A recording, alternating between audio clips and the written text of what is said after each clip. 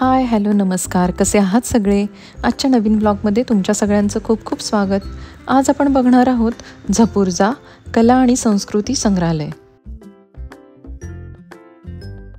सहसा आपल्याकडे पुण्यात पाहुणे आले की आपण त्यांना शनिवारवाडा दाखवतो, पर्वती, तुळशीबाग असं सगळं दाखवून झालेलं असल्यामुळे आता खडकवासला डॅमला लागून असणाऱ्या झपूर्झा म्युझियमची आता एक नवीन भर पडलेली आहे. झपूर्झा म्युझियमची एंट्री फी ही 100 रुपये वीकडेजला आहे, तर 200 रुपये वीकेंडला. सुरुवातीलाच इथे तुम्हाला वृद्ध व्यक्ती किंवा फिजिकल डिसेबल लोकांसाठी व्हीलचेअर आहेत, तसेच लॉकरची सुद्धा सोय आहे. झपूर्झा याचा अर्थ मनाची सर्जनशील अवस्था. एखादी व्यक्ती सृष्टीच्या आनंदाने भरलेली असते ती अवस्था. आणि या संग्रहालयात अजित गाडगीळ यांचा 25 वर्षाचा कालावधीत जमा झालेला संग्रह प्रदर्शित करण्यात आलेला आहे. पुण्यातील ज्वेलर्सच्या कुटुंबातील ही 6वी पिढी.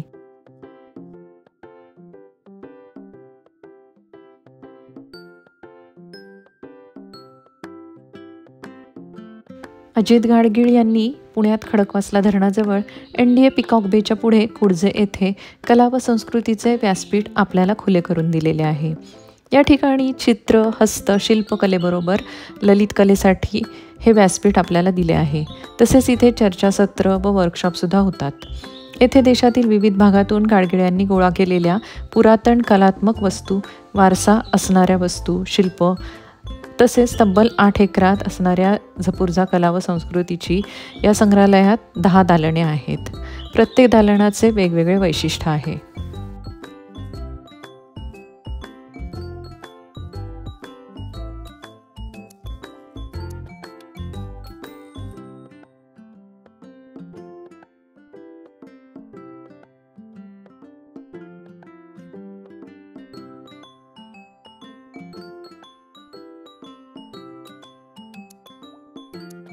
कलाक्षेत्रातील दिग्गज कलाकारांना समर्पित असे हे दालन असून येथे M.F. हुसेन, प्रभाकर बर्वे, S.S. बेंद्रे, राजा रविवर्मा, रवींद्रनाथ टागोर, रजा सुझा आदी यांची कला इथे तुम्हाला बघायला मिळेल.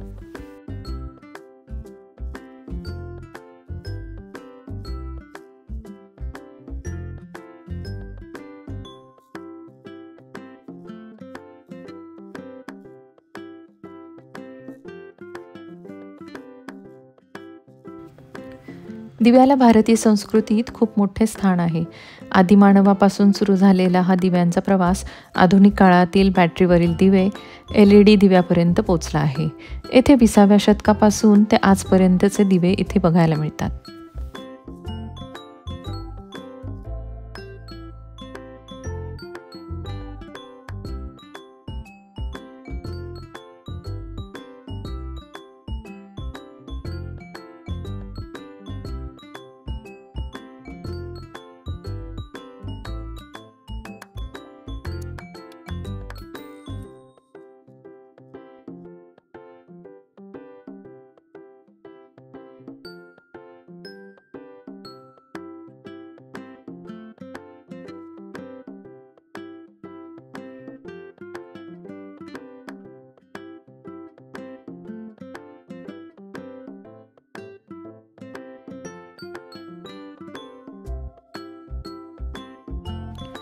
तिसऱ्या दालनात वळता वळताच आपल्याला दिसतं की इथे लाईव्ह स्केचसुद्धा करून मिळतं.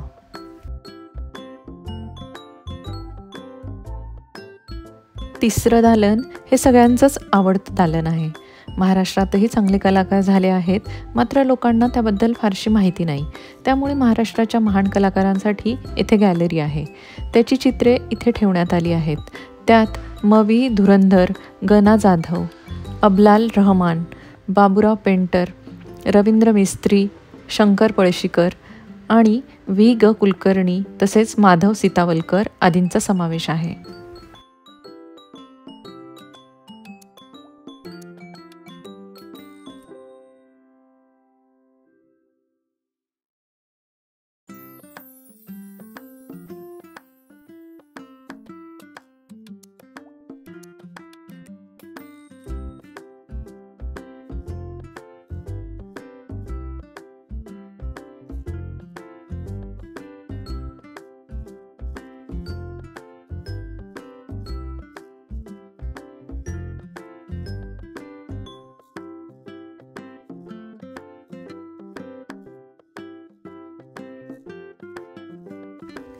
शहराच्या गजबजाटातून शांततापूर्ण सुटका देण्यासाठी हा कॅम्पस खूपच सुंदर आहे. आर्किटेक्चर खूपच कलात्मक आहे आणि प्रत्येक कोपरा हा एक्सप्लोअर करावा असंच वाटतं. ठळक वैशिष्ट्यांपैकी एक म्हणजे मैत्रीपूर्ण आणि जाणकार कर्मचारी जे तुम्हाला मार्गदर्शन करण्यास तिथे उत्सुक असतात.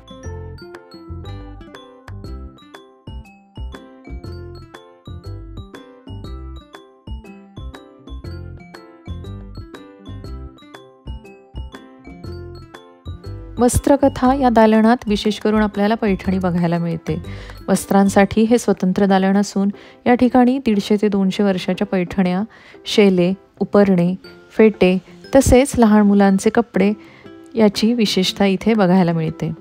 आपल्याला पारंपरिक पद्धतीने वस्त्र विणण्याची पद्धत येथे दाखवण्याचा त्यांचा विचार आपल्याला बरोबर कळतो.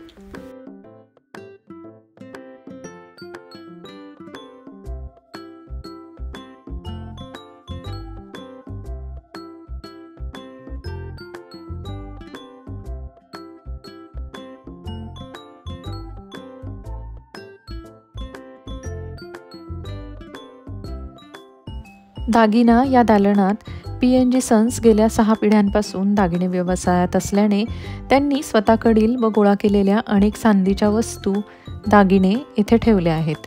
त्यात प्रामुख्याने 200 वर्षापूर्वीचे पारंपरिक महाराष्ट्रीयन दागिने असून जुन्या अत्तर गुलाब दाण्या तसेच चहाचे सेट, पानाचे डब्बे, दिवे आणि देवतांच्या मूर्ती, कलात्मक कलश, भातुकलीचा खेळ हे सगळं ठेवण्यात आलेलं आहे.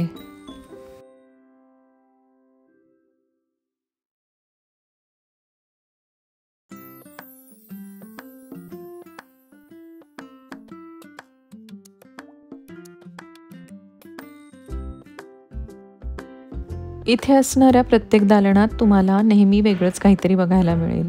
आत्ता बघितलेलं तुम्हाला पुढच्या वेळेस बघायलाच मिळेल असंही नाही, कारण हे सातत्याने इथे काहीतरी बदल घडत असतो.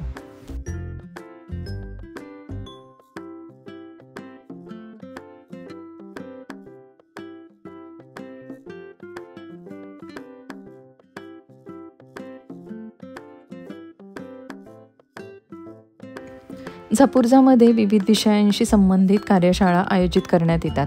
चित्रपट, नाट्य, संगीत इत्यादी विशेष कार्यक्रम येथे नियमित स्वरूपात होतात. यासाठी इथे 200 लोकांची आसन क्षमता असलेले प्रेक्षागृह आहे. तसेच 600 लोक बसू शकतील असे खुले ॲम्फी थिएटर इथे आहे. हस्तकला, नृत्य, कुंभारकला अशा विषयांचे प्रशिक्षण देणाऱ्या छोट्या कार्यशाळा इथे होत राहतात. त्याचा लाभ नागरिक घेत असतात.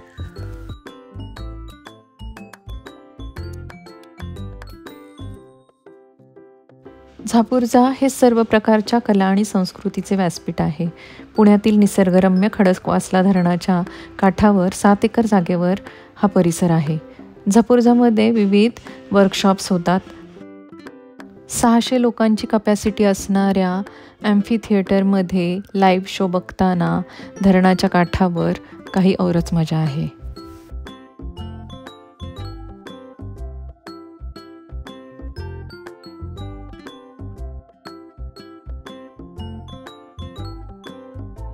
पुणे गेस्ट हाऊस यांच्याकडून इथे रेस्टॉरंटसुद्धा चालवलं जातं. इथे तुम्ही शाकाहारी जेवणाचा आस्वाद घेऊ शकता.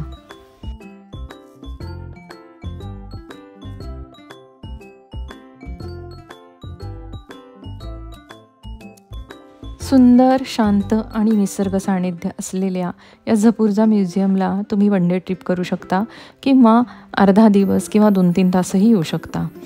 झपुर्झा म्युझियम कसं वाटलं हे नक्की कळवा. लाईक, शेअर आणि कमेंट करायला विसरू नका. भेटूयात पुढच्या व्लॉगमध्ये. धन्यवाद.